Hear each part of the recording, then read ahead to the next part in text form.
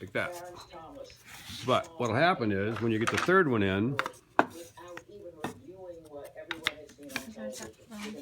you can go like this. Then you can release this, holding this snug.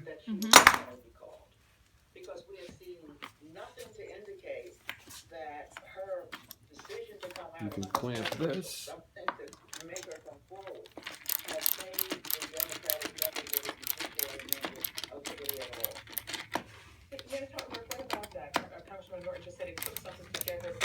So it's supposed to come up snug to the... Yeah, watch.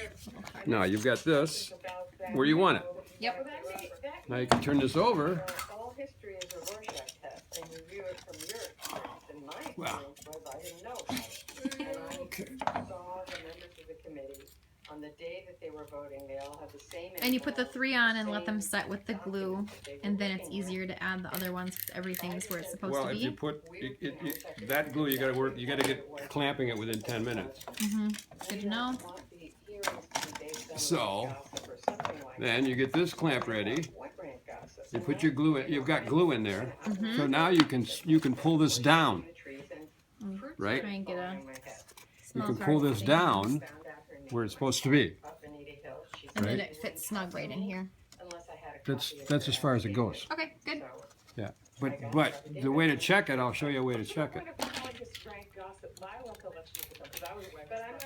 not sure if that's the term we use. But was it a question of people really not understanding the significance? Then you can clamp this one. Of the base and news, very news organizations that did not follow this up the base because they didn't understand what it was, whether it was significant. You tap that down, make sure those are tight.